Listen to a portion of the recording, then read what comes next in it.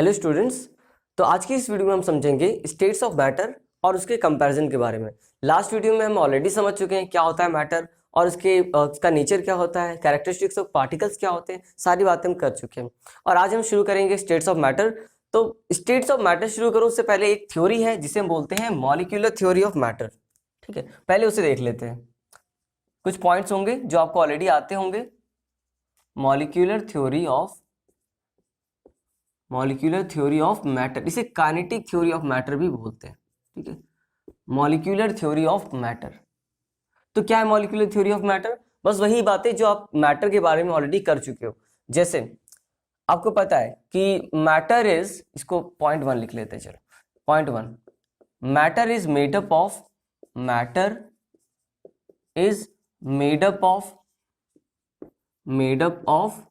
ठीक है, small particles, ये पढ़ा हुआ है। ठीक है, जिसे हम क्या बोलते हैं, विच इज या डायरेक्ट कॉल्ड लिखते हैं। Matter is made up of small particles called, क्या बोलते हैं इन्हें, कॉल्ड मॉलिक्यूल्स। बस ये नई चीज लिखी है आपने। ठीक है, ये तो आपको पता था कि matter is made up of small particles, but इन्हें हम मॉलिक्यूल्स कहते हैं। ये आपको यहां पर ऐड करना पड़ेगा। ठीक है, सेकेंड पॉइंट, अब दीज मॉलिक्यूल्स, ये मॉलिक्यूल्स किससे बने हैं? These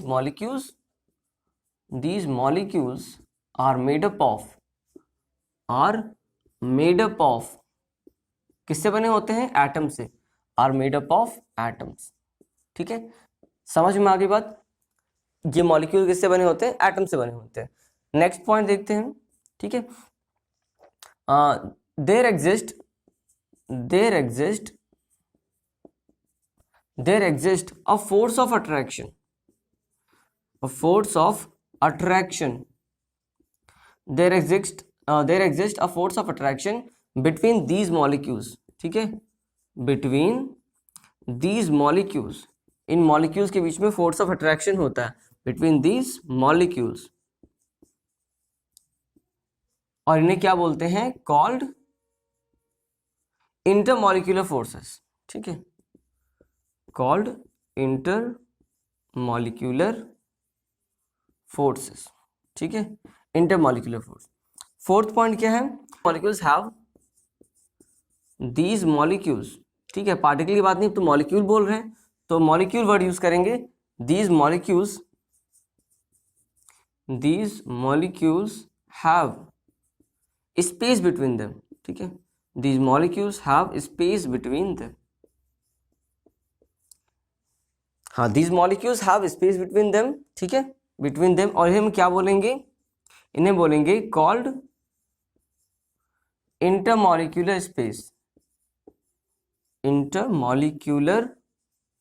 space. ठीक है, उनके बीच में जो फोर्स होता है उसे हम इंटरमॉलिक्यूलर फोर्स बोलते हैं, और जो उनके बीच की डिस्टेंस होती है, जो सेपरेशन होती है, उसे हम बोलते हैं इंटरमॉलिक्यूलर स्पेस।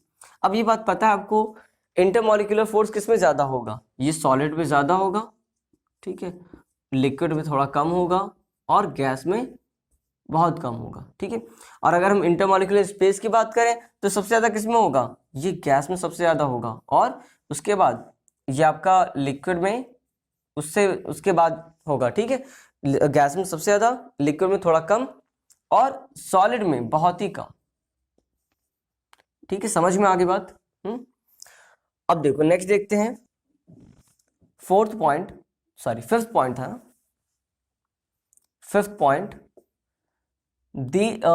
these molecules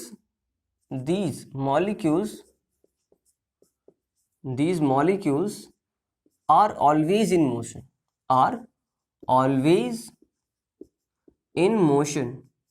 ठीक है, these molecules are always in motion। ठीक है, और इसे हम क्या बोलते हैं? ड्यू टू विच। ठीक है, क्योंकि ये मॉलिक्यूल्स कैसे हैं? मोशन में है। Due to which they possess kinetic energy। ठीक है, they possess kinetic energy, मतलब हर मॉलिक्यूल के पास कुछ ना कुछ काइनेटिक एनर्जी होगी। ठीक है, इसी वजह से काइनेटिक थ्योरी ऑफ मैटर भी बोलते हैं। ठीक है, और देखो ये नेक्स्ट पॉइंट, ठीक है, ये इंपॉर्टेंट पॉइंट है। ठीक है, ये भी इंपॉर्टेंट था, नेक्स्ट वाला भी इंपॉर्टेंट है। क्यों? अब देखो, ये पता है कि काइनेटिक एनर्जी हर मॉलिक्यूल के पास होती है, और ये द काइनेटिक एनर्जी, ठीक है, the kinetic energy of molecule, the kinetic energy of molecule can be increased by increasing temperature, ठीक है, by increasing टेम्परेचर। आप टेम्परेचर बढ़ा के उनकी काइनेटिक एनर्जी बढ़ा सकते हो। मतलब जो काइनेटिक एनर्जी होगी, काइनेटिक एनर्जी ऑफ मॉलिक्यूल, ठीक है, काइनेटिक एनर्जी ऑफ मॉलिक्यूल वो डायरेक्टली प्रोपोर्शनल होगी किसके? टेम्परेचर के, ठीक है। ये बात आपको यहां से ध्यान रखनी है, समझ में आ गई बात। और काइनेटिक एनर्जी किस मॉलिक्यूल में ऑलरेडी ज्यादा होता है? तो गैसेस में ज्यादा होता है, उसके बाद लिक्विड में, ठीक है, और सॉलिड में बहुत कम होता है। सॉलिड के मॉलिक्यूल तो केवल वाइब्रेशन करते हैं अपने बस बहुत ही स्मॉल एम्पलीट्यूड से, ठीक है। लिक्विड में ये मोशन ज्यादा होता है और गैसेस में तो बहुत ज्यादा होता है, ठीक है।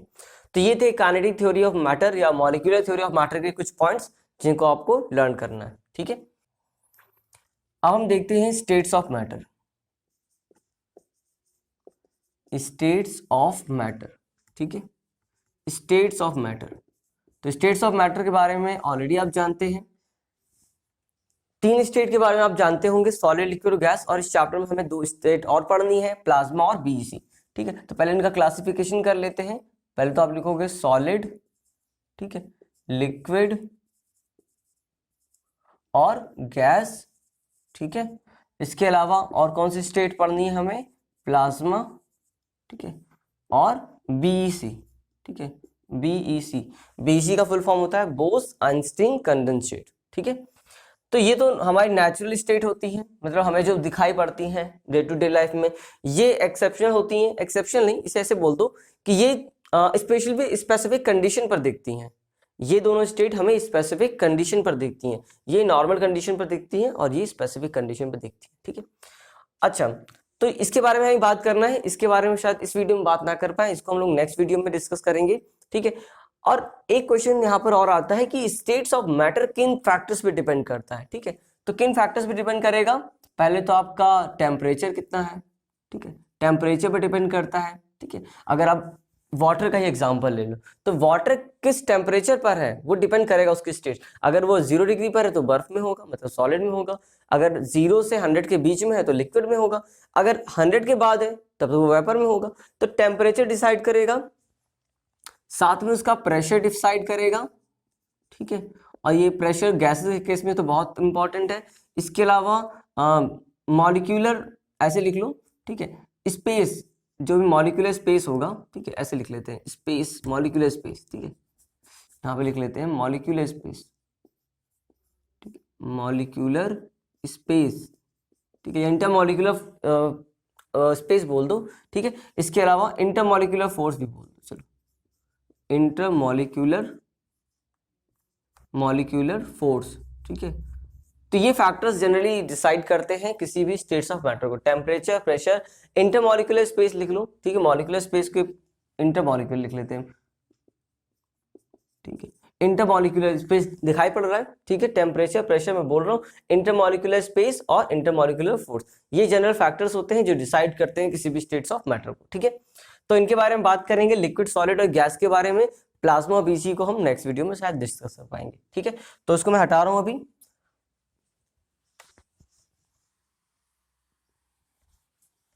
देखो, अब हम बात करेंगे सॉलिड के बारे में। सबसे पहले सॉलिड,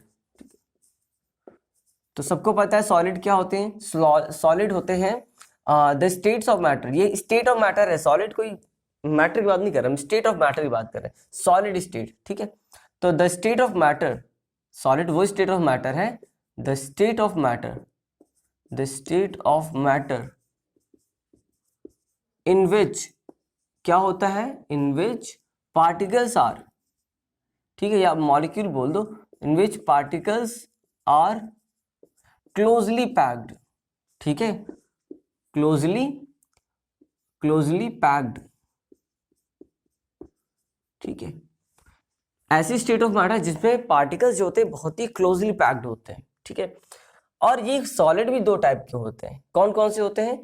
एक देखो, एक होता है हमारा क्रिस्टलाइन फॉर्म इसका, एक होता है क्रिस्टलाइन फॉर्म, और एक होता है non crystalline form, non crystalline form, ठीक है। इस नॉन क्रिस्टलाइन को हम अमॉर्फस फॉर्म भी बोलते हैं, ठीक है, अमॉर्फस फॉर्म भी बोलते हैं। सो सॉलिड दो टाइप का मिलता है हमें, क्रिस्टलाइन फॉर्म में और नॉन क्रिस्टलाइन फॉर्म में, ठीक है। अब देखो क्रिस्टलाइन का मतलब क्या होगा, जहां पे पार्टिकल्स का ज्यादा नहीं पढ़ना है, बस थोड़ा सा समझना है कि क्या डिफरेंस होता है क्रिस्टलाइन और नॉन क्रिस्टलाइन में। पार्टिकल्स का रेगुलर अरेंजमेंट होता है, ठीक है, पार्टिकल्स आर रेगुलर, पार्टिकल्स का रेगुलर, ठीक है, और डेफिनेट अरेंजमेंट होता है, डेफिनेट अरेंजमेंट होता है, ठीक है। फॉर एग्जाम्पल NaCl, यहाँ पर एग्जाम्पल लिख लो, NaCl, ठीक है, KCl, ये ऐसे NaCl है, ठीक है, NaCl, ठीक है, NaCl ये क्रिस्टल के फॉर्म में दिखाई पड़ते हैं आपको, ठीक है। NaCl आपने देखा है, ठीक है, KCl भी एक सॉल्ट होता है। तो ये इनमें क्या होता है, जो आपका जो सॉल्ट बनता है वो बहुत ही रेगुलर अरेंजमेंट के साथ बनता है। जैसे Na+ होगा, फिर उसके बगल में Cl- होगा, फिर Na के बगल में Cl- होगा, फिर इसके बाद Na+ होगा, ठीक है। इस तरीके से यहाँ पर Na+ होगा, ठीक है, यहाँ पर Cl- होगा। तो इस तरीके से पूरा एक अरेंजमेंट जो होता है बहुत ही वेल अरेंज्ड होता है, ठीक है। इस तरीके से पार्टिकल अरेंज होते हैं। बट एमार्फस में ऐसा कोई अरेंजमेंट नहीं होता है, ठीक है। जैसे कि एग्जांपल आपके पास वुड, ठीक है, रबर, ठीक है, इस तरीके से यहाँ पर एग्जांपल आएंगे, और यहाँ पर आपके पास क्रिस्टलाइन फॉर्म आएगा, NaCl और KCl, ठीक है, समझ में आ गया। और अगर सॉलिड का एग्जांपल देना हो तो आप कुछ भी दे सकते हो, वुड, ठीक है, यहाँ से आप रबर ले लो, जो भी आपको आसपास सॉलिड दिखता है सब आप लिख सकते हो, ठीक है, इस तरीके से समझ में आ गया। तो solid the state of matter in which particles are closely packed, बहुत ही क्लोजली पैक्ड होते हैं, ठीक है। और उनके बीच में, अब देखो इसकी प्रॉपर्टीज को भी डिस्कस करते हैं। Properties of solid, properties of solid, ठीक है, प्रॉपर्टीज ऑफ सॉलिड क्या प्रॉपर्टीज है? पहले तो आप जानते हो, दे हैव फिक्स्ड, ठीक है, शेप एंड साइज, ठीक है, इनका शेप एंड साइज फिक्स होता है। कोई भी आप सॉलिड देख लो, ठीक है, कोई भी देख लो, आप रबर का एग्जांपल ले लो, कोई घर में कोई आर्टिकल हो सॉलिड शेप में, उसका शेप और साइज फिक्स होगा, ठीक है। इनका वॉल्यूम भी फिक्स होता है, ठीक है, वॉल्यूम इज फिक्स्ड, ऐसे लिख लो, they have fixed volume, they have,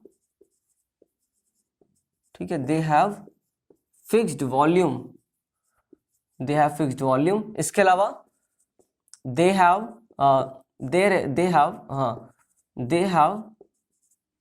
they have क्या हो जाएगा, हाई मेल्टिंग पॉइंट, ठीक है, high melting point and boiling point, बहुत हाई होता है क्योंकि पार्टिकल्स क्लोजली पैक्ड होते हैं। चाहो तो इसको भी लिख लो, ठीक है, ड्यू टू विच, ऐसे लिख लेते, they have high melting point and boiling point. और ये भी लिख लेते हैं कि their particles are closely packed, ऐसे लिख लेते हैं, ठीक है, their particles are closely packed, are closely packed, ठीक है, बहुत ही क्लोजली पैक्ड होते हैं। तो यहां से क्या चीज मिलेगी कि इनके बीच की जो सेपरेशन होगी, द इंटरमॉलिक्यूलर फोर्स, ठीक है, या द इंटरमॉलिक्यूलर स्पेस, ठीक है, the intermolecular space, the intermolecular, आप खुद से लिख सकते हो ये सारे पॉइंट्स, द इंटरमॉलिक्यूलर फोर्स, ठीक है, the intermolecular force is very much, ठीक है, इज वेरी मच, बहुत होता है, ठीक है, the intermolecular force is very much, ठीक है। और 6 पॉइंट क्या लिखेंगे, the intermolecular space, the intermolecular space, ठीक है, इज वेरी लो, या इस वेरी मच के प्लेस पे आप वेरी हाई लिख दो, ठीक है, ज्यादा बेटर होगा, very high. The intermolecular force is very high, the intermolecular space is very less, ठीक है, समझ में आ गया। 6 पॉइंट हो गया। इसके अलावा क्या होगा, इसके अलावा हाँ, they do not show, they do not have the tendency to diffuse, they don't have they don't have tendency to flow or diffuse, ठीक है, they don't have tendency to, they don't have tendency to, क्या हो जाएगा, flow, ये flow नहीं करते हैं, ठीक है, किसी सॉलिड को भी फ्लो करते हुए देखा है, नहीं करते, ठीक है, और इनकी डिफ्यूजन कैपेसिटी भी नहीं होती है, ठीक है, दे do not show, they don't show, don't show, they don't show diffusion, they don't show diffusion, ठीक, एक बार सारी प्रॉपर्टी को रीड कर ले, दे have fixed shape and size, they have fixed volume, they have high melting and boiling point, क्योंकि इनमें closely packed होते हैं तो हाई मेल्टिंग पॉइंट और बॉइलिंग पॉइंट की जरूरत होती है, ठीक है, उनको सेपरेट करने के लिए। The intermolecular force is very strong, ठीक है, वेरी हाई, और the intermolecular space is very less, ठीक है, और they don't have tendency to flow और they do not show diffusion, okay, ठीक है। नेक्स्ट हम देखते हैं लिक्विड, ठीक है, लिक्विड, तो लिक्विड जानते हैं, ठीक है, कि जिसमें पार्टिकल्स बहुत ही लूजली पैक्ड होते हैं, ठीक है, फ्लो हो सकता है। So the state of matter, अपने मन से लिख सकते हैं आप, the state of matter, the state of matter in which particles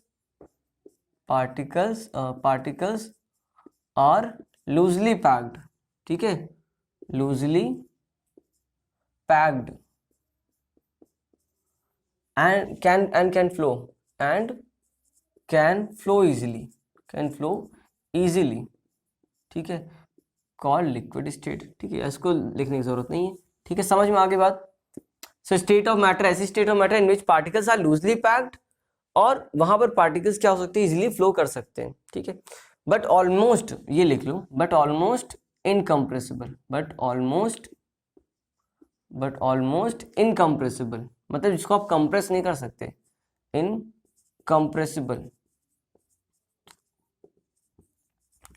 हाँ, एक चीज, एक इससे पॉइंट मिस हो गया सॉलिड वाले केस में, ठीक है, आप वहां पर लिख लेना कि दे हैव रिजिड, ठीक है, एक पॉइंट ऑफ इंक्रीज कर लेना, they have rigid and incompressible, बहुत रिजिड होते हैं और जिनको आप कंप्रेस नहीं कर सकते, ठीक है, ये पॉइंट वहां पर मिस हो गया, आप उसको मेंशन कर लेना, ठीक है। अब देखो इसकी प्रॉपर्टीज भी देख लेते हैं, प्रॉपर्टीज ऑफ लिक्विड, प्रॉपर्टीज, ठीक है, देखो, तो पहले तो हमें पता होता है दे डू नॉट हैव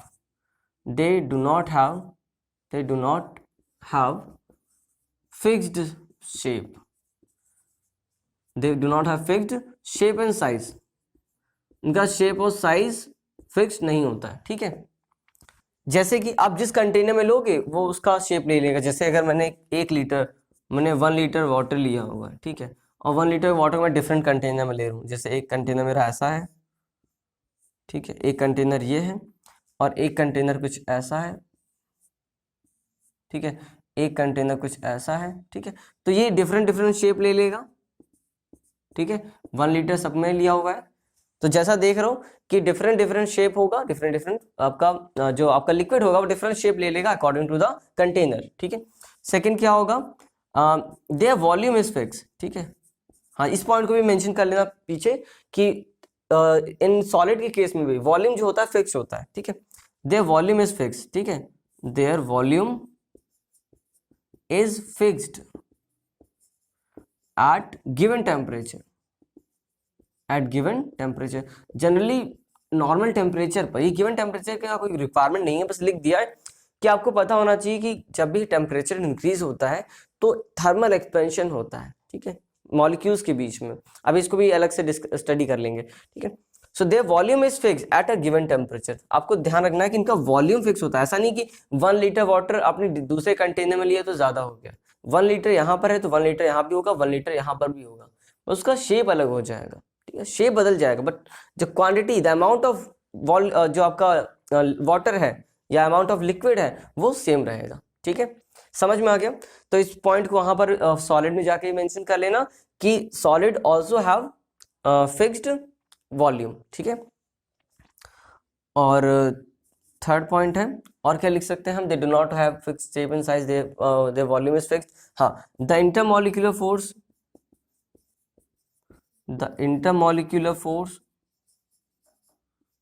ठीक है, the intermolecular force is very strong, is very strong नहीं, is more strong than gas, ठीक है।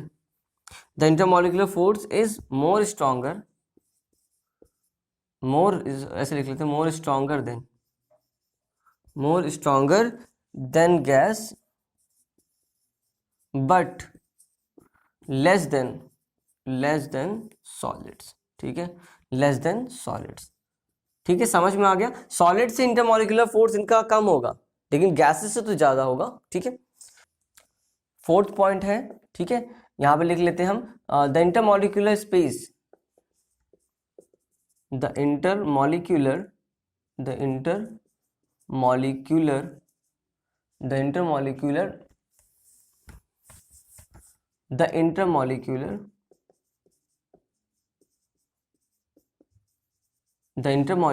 space is more than solids but less than gases, ठीक है। इंटरमॉलिक्यूलर स्पेस किसमें ज्यादा होगा, ठीक है, तो अब सबसे ज्यादा इंटरमॉलिक्यूलर स्पेस गैसेस में होता है, ठीक है, उसके बाद लिक्विड में, उसके बाद सॉलिड में। तो इंटरमॉलिक्यूलर स्पेस इनके बीच में ज्यादा होगा, सॉलिड से ज्यादा होगा, बट गैसेस से कम होगा, ठीक है, समझ में आ गया। इसके अलावा देखो फिफ्थ पॉइंट क्या हो सकता है, अब यहां से देखो क्या क्या चीजें मिलेंगी आपको। दे हैव लेस डेंसिटी, ठीक है, कि डेंसिटी क्या हो जाएगी, कम हो जाएगी। ये पॉइंट भी शायद वहां पे मिस हो गया, इसको भी लिख लेना कि they have very high density. Solid generally कैसे होते हैं, हाई डेंसिटी के होते हैं, तो आप ये पॉइंट वहां पर मेंशन कर लेना। दे हैव, अब यहाँ पे वाटर के केस में या लिक्विड के केस में दे हैव लेस डेंसिटी, ठीक है। और डेंसिटी होती क्या है, डेंसिटी होती है D equal to mass upon volume, mass पर यूनिट वॉल्यूम। किसी पर यूनिट वॉल्यूम में कितना मास ऑक्यूपाई हो रहा है, कितना मास आ रहा है, वही उसकी डेंसिटी है, ठीक है। तो ये तो क्योंकि दूर दूर होते हैं, जैसे सपोज करो कि मैंने एक ऐसे बॉक्स बनाया हुआ है, ठीक, एक बॉक्स बनाया, ठीक है, ऐसे बॉक्स है कोई, ठीक, सपोज करो एक बॉक्स है, इसमें ये मैंने 1 सेंटीमीटर लिया है, ये भी 1 सेंटीमीटर लिया है, ये भी 1 सेंटीमीटर, या 10 मान लेते हैं, 10 सेंटीमीटर 10 सेंटीमीटर 10 सेंटीमीटर, ठीक है। ये 1 लीटर का मैंने बॉक्स बनाया, क्योंकि आप वॉल्यूम कैसे निकालोगे, 10 मल्टीप्लाई बाय 10 सेंटीमीटर क्यूब, ठीक है, और इसको ही तो हम बोलते हैं 1 लीटर, मतलब 1000 सेंटीमीटर क्यूब को हम बोलते हैं 1 लीटर, यही तो होता है। तो इसी कंटेनर में मैंने पहले वाटर लिया, ठीक है, और उसी कंटेनर में मैंने फिर बाद में जाके यहाँ पर कोई सॉलिड भर दिया, जैसे कि मैंने आयरन भर दिया, ठीक, आयरन भर दिया, तो किसका मास ज्यादा होगा, खुद से सोच के बताओ। तो आयरन ज्यादा होगा, क्योंकि इतने ही वॉल्यूम में, सेम वॉल्यूम में इसका मास ज्यादा आ जाएगा, तो हम क्या बोलेंगे, इस सॉलिड की डेंसिटी, आयरन की डेंसिटी वाटर से ज्यादा होगी, ठीक है, समझ में आ गया डेंसिटी का मतलब। तो solid generally have high density, और लिक्विड जो होगा सॉलिड के कंपैरिजन में इसकी इनकी डेंसिटी बहुत कम होती है, ठीक है, समझ में आ गया। चलो इसको हटाते हैं। सो दे हैव लेस डेंसिटी, ठीक है। इसके अलावा देखो 6 पॉइंट क्या हो जाएगा, देयर मेल्टिंग पॉइंट और बॉइलिंग पॉइंट बताओ। Their melting point and boiling point क्या हो जाएगा, लेस हो जाएगा वो भी। Boiling point is also less, ठीक है, ये शायद मेंशन किया था वहां पे, कोई दिक्कत नहीं। Melting point and boiling point is also less, ठीक है, लेस किससे, लेस देन सॉलिड्स, ठीक है, कंपैरिजन भी बताना है ना। अब दे हैव लेस डेंसिटी, ये भी लिख लो, they generally have less density than solids, ये भी लिख लो, ठीक है, सॉलिड्स की डेंसिटी ज्यादा होती है और इनकी डेंसिटी कम होती है। So they have less density than solids, ठीक है। अब देखो 6 point, their melting point and boiling point is also less than solids. देखो 7 पॉइंट क्या है, they have tendency to flow. ये तो मैंने इनके डेफिनेशन में मेंशन किया था कि they have tendency to flow, इनका फ्लो करने का टेंडेंसी होता है, ठीक है, और इसी वजह से फ्लो करने की टेंडेंसी ज्यादा होती है, इसी वजह से इनमें डिफ्यूजन की टेंडेंसी भी होती है। They have tendency to diffuse, ठीक है। डिफ्यूजन क्या होता है, इसको हम लोग प्रीवियस वीडियो में, ठीक है, इससे पहले वाली वीडियो में बहुत अच्छे से समझ चुके हैं डिफ्यूजन का क्या मतलब होता है। तो अगर डिफ्यूजन का मतलब आपको नहीं क्लियर है तो आप पहले प्रीवियस वाली वीडियो एक बार देख लो, वहां पर आपको ये क्लियर हो जाएगा, ठीक है। So they have high tendency to tendency to show diffusion, ठीक है। They have tendency to show diffusion, ठीक है। They have the tendency to show diffusion, ठीक है। और देखो 9 पॉइंट क्या हो जाएगा, दे आर, ठीक है। देखो ये तो बात समझ में आ रही है कि इनके बीच की सेपरेशन ज्यादा है, the intermolecular space is more, ठीक है, ज्यादा है, लेकिन इतना नहीं है कि आप इसको कंप्रेस कर पाओ, ठीक है, समझ रहे हो बात को। सो दे हैव क्या हो जाएगा, दे आर, ठीक है। रिजिड नहीं होते हैं, रिजिड नहीं होते सॉलिड की तरह, सॉलिड से रिजिड होता है, ठीक है, इसलिए इसको कंप्रेस नहीं कर सकते। ये रिजिड नहीं होते, इसके बाद भी कंप्रेस नहीं हो सकते। So they are almost incompressible, incompressible, ठीक है। इनकंप्रेसिबल का मतलब होता है आप प्रेशर लगा के इसका वॉल्यूम नहीं कम कर सकते, ठीक है। जैसे सॉलिड में आप सॉलिड का वॉल्यूम नहीं कम कर सकते प्रेशर लगा के, वैसे ही इनको भी आप कंप्रेस, ठीक है, नहीं कर सकते, ठीक है, समझ में आ गया। तो ये कुछ पॉइंट्स थे जो लिक्विड के बारे में थे। एक दो पॉइंट अगर मिस होंगे तो उसको भी हम लोग गैसेस में गैसेस में समझ लेंगे, ठीक है। तो इस पॉइंट को आप नोट कर लो। अब हम बात करेंगे गैसेस के बारे में, गैसेस, ठीक है। तो गैसेस के बारे में सबको पता है, the state of matter, the state of matter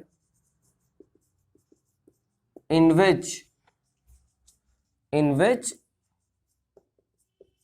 particles are loosely packed, ठीक है, ठीक है, particles are loosely packed, ठीक है, particles are loosely packed, ठीक है, having ये इंपॉर्टेंट बात है, लूजली पैक्ड तो वहां पर भी थे, ठीक है। the state of matter in which particles are loosely packed having negligible mass, having negligible force of attraction, ये इंपॉर्टेंट है, having negligible force of attraction, ठीक है। ऐसी स्टेट ऑफ मैटर को हम क्या बोलेंगे, गैसेस बोलेंगे। डिफरेंट बुक्स में अलग अलग डेफिनेशन फॉलो करते हैं, ठीक है, तो वहां पर कोई प्रॉब्लम नहीं है। बहुत सारे आप डेफिनेशन जो है मतलब उनका सेम है, ठीक है, आप कोई भी फॉलो कर सकते हो। चलो अब देखते हैं प्रॉपर्टीज की बात करते हैं। इसकी प्रॉपर्टीज गैसेस की बहुत इंपॉर्टेंट है, ठीक है। इसमें बहुत सारी प्रॉपर्टीज आपको कुछ अलग भी मिलेंगी। प्रॉपर्टीज देखो प्रॉपर्टीज पे क्या होगा, तो पहले तो हम लिखेंगे दे डू नॉट हैव, ठीक है, they don't have fixed, क्या फिक्स नहीं होता, शेप नहीं फिक्स होता इनका, एंड साइज, ठीक है, शेप एंड वॉल्यूम लिख देते हैं, शेप एंड वॉल्यूम, ना तो इनका शेप फिक्स होता है, ठीक है, और ना ही कोई वॉल्यूम फिक्स होता है। जैसे देखो मान लो मैंने कहा कि ये एक मेरा कंटेनर लिया हुआ है, ठीक है, इस कंटेनर में मैंने गैस भरी हुई है, ठीक है। सपोज मैंने कहा इसमें 2 ग्राम गैस है, 2 ग्राम मैंने हाइड्रोजन गैस ली हुई है। सपोज मैंने एक कंटेनर है, इसमें 2 ग्राम हाइड्रोजन गैस ली हुई है, तो अभी इसका वॉल्यूम कुछ होगा, कुछ ना कुछ इसका वॉल्यूम होगा, ठीक है। वॉल्यूम का मतलब वही समझा था ना कैसे निकालते हैं, ठीक है। तो कुछ ना कुछ इसका वॉल्यूम होगा, आपको 3D इमेजिन करना है ऐसे लो, ठीक है, आप समझ में आ रहा है, ठीक है। इसमें मैंने गैस भरी हुई है, ठीक है, इसमें मैंने गैस भरी हुई है, 2 ग्राम हाइड्रोजन को भरा हुआ है, तो इसका कुछ ना कुछ वॉल्यूम होगा, ठीक है। अगर मैं यहाँ पर थोड़ा सा भी लीक कर दूं या इसको मैं ओपन कर दूं तो ये हाइड्रोजन गैस पूरे कमरे में फैल जाएगी। तो अभी इसका वॉल्यूम ये था, लेकिन अभी इसको मैंने ओपन कर दिया तो क्या हो गया, पूरे कमरे में फैल गई, मतलब पूरे कमरे का वॉल्यूम इसने ऑक्यूपाई कर लिया। तो जिस भी कंटेनर में आप गैस को रखोगे ये उसके पूरे वॉल्यूम को ऑक्यूपाई कर लेगा। ऐसा नहीं होगा किसी एक कोने में, जैसे मैंने इसको बड़े कंटेनर में रख दिया तो ऐसा नहीं होगा किसी एक कोने में रहेगा ये, नहीं, ये पूरे कमरे में फैल जाएगा, पूरे कंटेनर में स्पेस ऑक्यूपाई कर लेगा, मतलब पूरे जो भी आपका कंटेनर होगा उस पूरे कंटेनर का वॉल्यूम ये ऑक्यूपाई कर लेगा। तो दे do not have fixed volume. और शेप की बात समझ में आ रही है, जैसा शेप होगा वैसा शेप भी बना लेगा, ठीक है। So they do not have fixed shape and volume, ठीक है, समझ में आ गया। अब देखो नेक्स्ट पॉइंट की बात करते हैं। तो अगर हम बात करें इनके फोर्स ऑफ अट्रैक्शन की, द इंटरमॉलिक्यूलर फोर्स पहले से मेंशन किया है, इंटरमॉलिक्यूलर फोर्स नेग्लिजिबल होता है, नेग्लिजिबल मतलब ना के बराबर। द इंटरमॉलिक्यूलर फोर्स यहां पे लिख भी लेते हैं, द इंटरमॉलिक्यूलर फोर्स, ठीक है, इज वेरी लेस ठीक है, मतलब सॉलिड में सबसे ज्यादा, लिक्विड में थोड़ा कम, गैसेस में बहुत ही कम, ठीक है। और थर्ड पॉइंट आते हैं the intermolecular space, the intermolecular space, ठीक है, क्या होता है, इज वेरी हाई, ठीक है, या इज वेरी, चलो हाई लिख लेते हैं, इज वेरी हाई, ठीक है, बहुत ज्यादा होता है, ठीक है। The intermolecular space is more than, ऐसे लिख लेते हैं, इज वेरी हाई नहीं, is more than, is more than,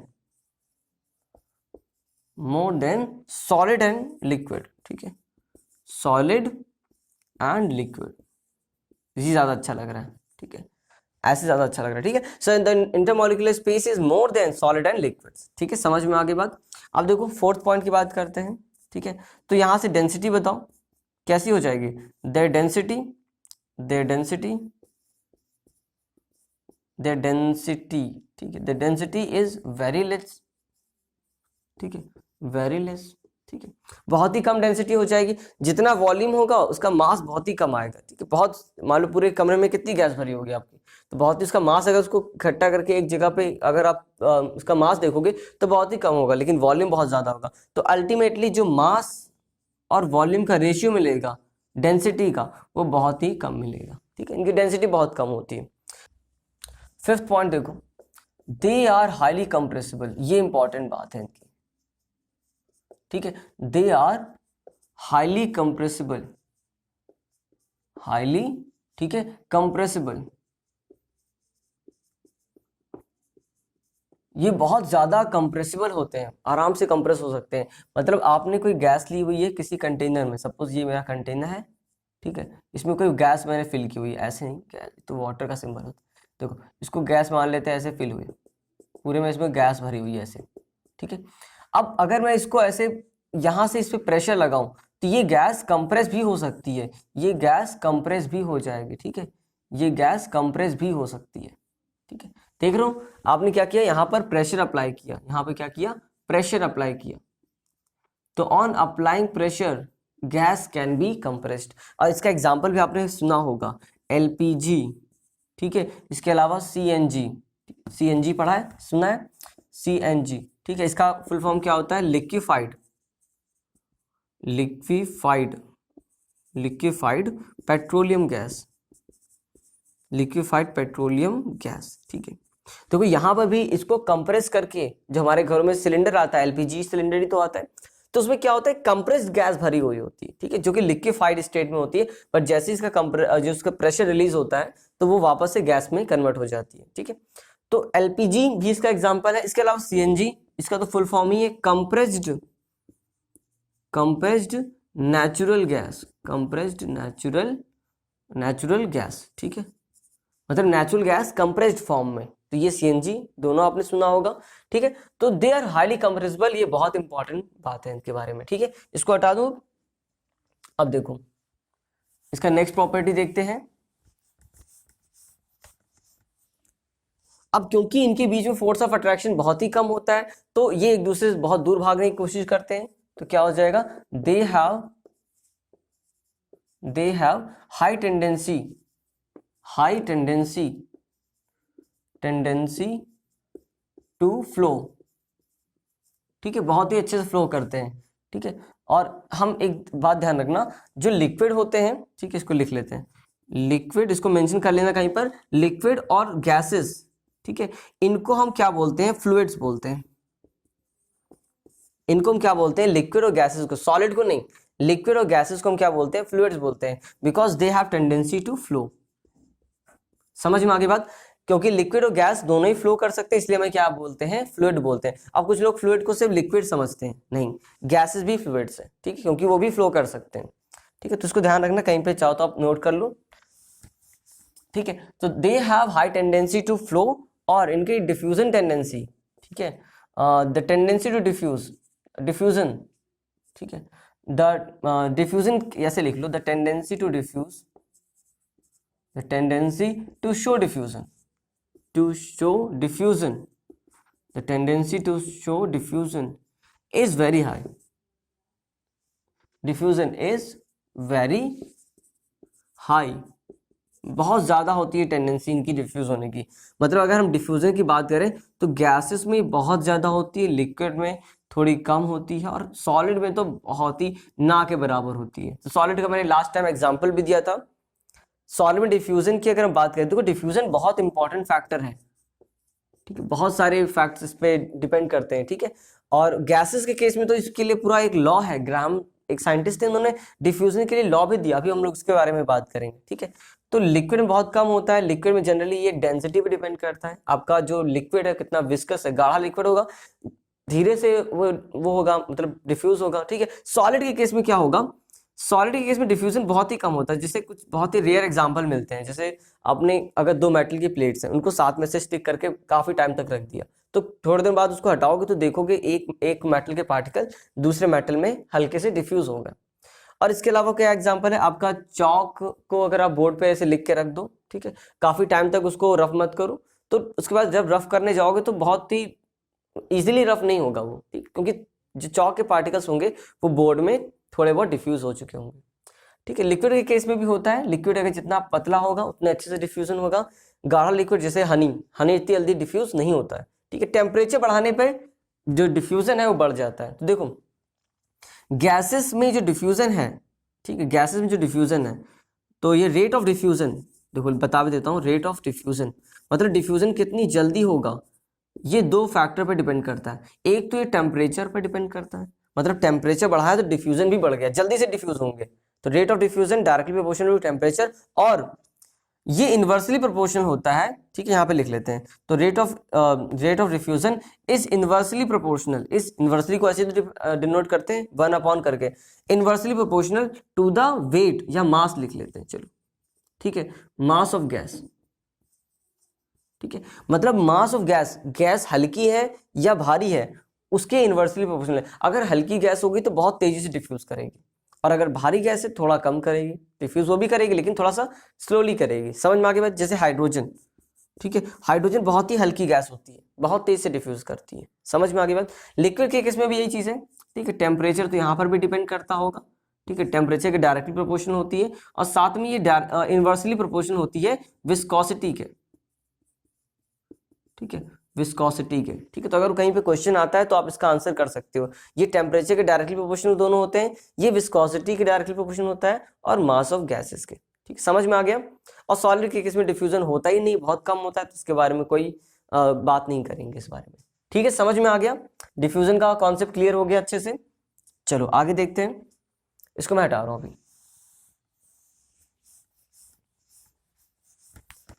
देखो नेक्स्ट प्रॉपर्टी है 8th, ठीक है, ये भी इंपॉर्टेंट है, ये भी इंपॉर्टेंट, दे show thermal expansion, thermal expansion. ये थर्मल एक्सपेंशन क्या होता है इसको पहले समझ लो। थर्मल एक्सपेंशन, थर्मल एक्सपेंशन का मतलब, थर्मल वर्ड कहाँ पे यूज करते हैं हम, थर्मल वर्ड यूज करते हैं हम हीट के लिए, ठीक है। तो जब भी गैस को हम हीट करेंगे, ठीक है, जब भी हम गैस को क्या करेंगे, हीट करेंगे, गैस भरी हुई है, इसको अगर मैं हीट करूं, ठीक है, बर्नर से क्या करूं, हीट करूं, ठीक है, तो ये गैस क्या होगी, ये एक्सपैंड होगी, ये गैस क्या होगी, एक्सपैंड होगी। देखो थर्मल एक्सपेंशन सारे ही मैटर शो करते हैं, लेकिन गैसेस में ये बहुत ज़्यादा होता है, लिक्विड में थोड़ा कम होता है, ठीक है, और सॉलिड में भी होता है, लेकिन सॉलिड में थोड़ा कम होता है इन कंपैरिजन टू, ठीक है। सॉलिड देखो होता क्यों है ये, जैसे मान लो कोई भी मैटर है आपका, जैसे मैं कोई सॉलिड का एग्जांपल ले लेता हूँ, जैसे मान लो ये कोई सॉलिड के आपके मॉलिक्यूल्स हैं या पार्टिकल्स हैं, ठीक है, सॉलिड के पार्टिकल्स हैं। तो सॉलिड के पार्टिकल कैसे वाइब्रेट करते हैं, अपनी जो अगल बगल जो उसके एटम होगा उसके बीच में जो स्पेस होगा उसके बीच में ये वाइब्रेट करेगा, ऐसे ऐसे वाइब्रेट करेगा, मतलब इसमें वाइब्रेटरी मोशन होता है, ऐसे गैस की तरह से बहुत ज्यादा मोशन नहीं होता है, ठीक है, वाइब्रेशन करता है अपने एक्सिस के अराउंड, ठीक है, बहुत ही लिटिल एम्पलीट्यूड के साथ। तो अब क्या होगा, जैसे ही इन मॉलिक्यूल्स को, जैसे मान लो ये आयरन की एक प्लेट है, ठीक है, जिसको मैं डिस्कस कर रहा हूँ, जिसको आयरन का कोई ब्लॉक मान लो, ठीक है, आयरन का ब्लॉक मान लेते हैं। तो जैसे ये हीट होगा, ठीक है, जैसे ये हीट होगा तो इनके मॉलिक्यूल्स में जो पार्टिकल्स में जो वाइब्रेशन है वो ज्यादा तेजी से होगा, क्योंकि आपने काइनेटिक एनर्जी बढ़ा दी इसकी, हीट करोगे तो क्या होगा, इनकी काइनेटिक एनर्जी बढ़ेगी, अब ये ज्यादा तेजी से वाइब्रेट करेंगे। ज्यादा तेजी से वाइब्रेट करेंगे मतलब ज्यादा एम्पलीट्यूड के साथ वाइब्रेट करेंगे, तो ये भी ज्यादा तेज वाइब्रेट करेंगे, बगल वाला भी ज्यादा तेज, तो ओवरऑल जो इनका वाइब्रेशन का रेंज होगा वो बढ़ जाएगा। मतलब अभी तक यहाँ तक कर रहे थे, तो अब ये थोड़ा यहाँ तक करेंगे, यहाँ तक करेंगे, तो ओवरऑल क्या होगा, जो आपका मैटर होगा वो थोड़ा एक्सपैंड कर जाएगा। ठीक, इसे बोलते हैं थर्मल एक्सपेंशन ऑफ मैटर।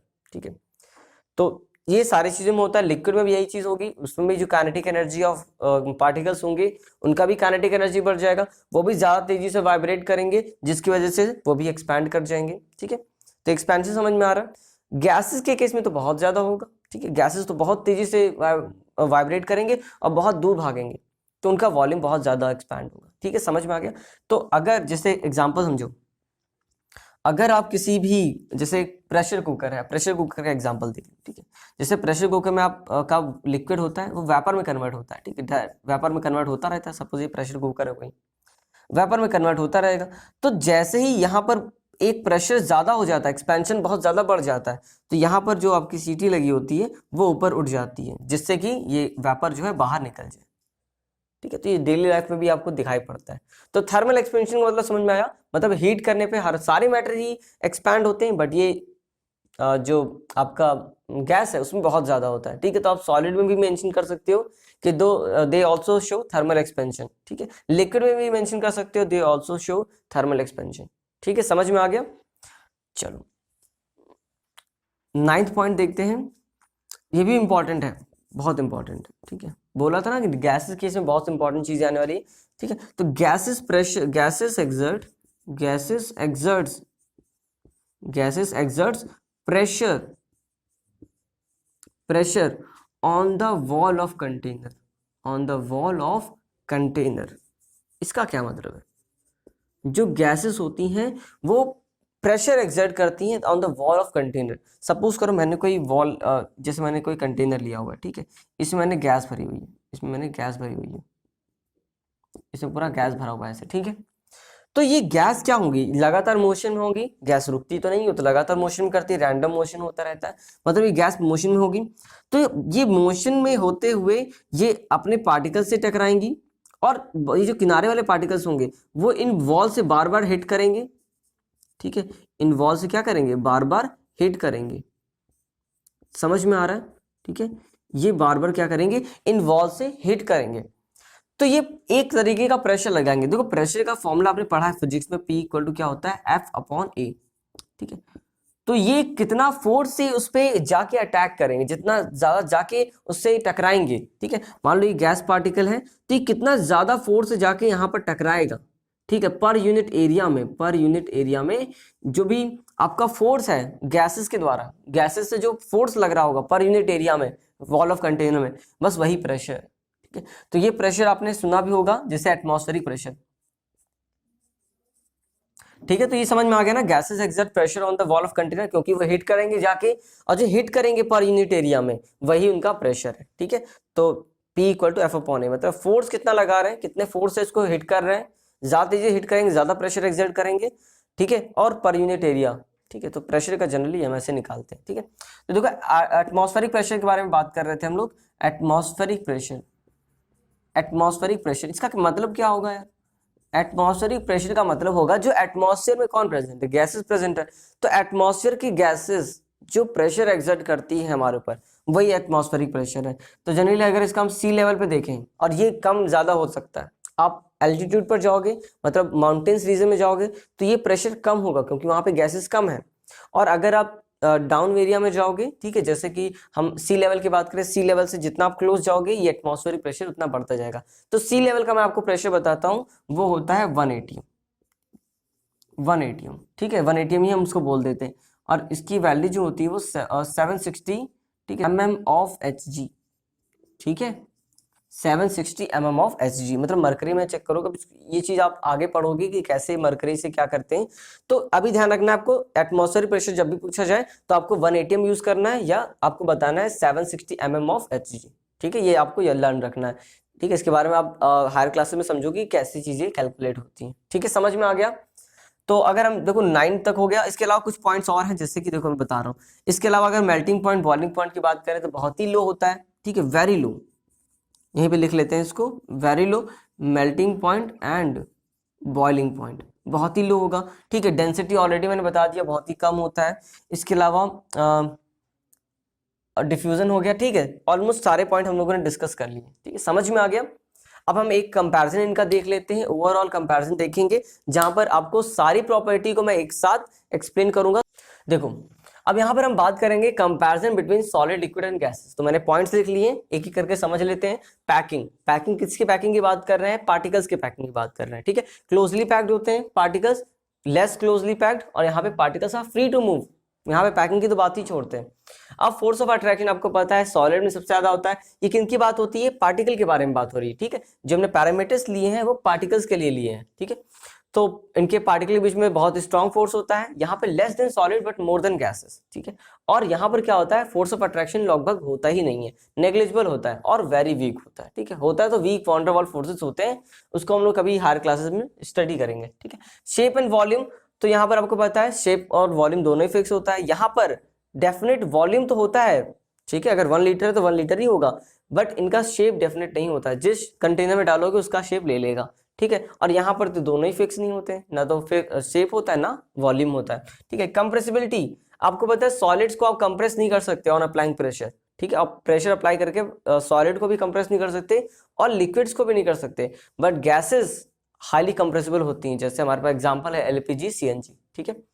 इसके अलावा देखो पार्टिकल मोशन, ठीक है। और एक बात ध्यान रखना, हम कंप्रेशन जब भी किसी भी गैस को कंप्रेस करते हैं ना, तो वहाँ पे 2 फैक्टर्स काम आते हैं। यहाँ पे इसको मेंशन कर लेते हैं, टेम्परेचर, ठीक है, और प्रेशर।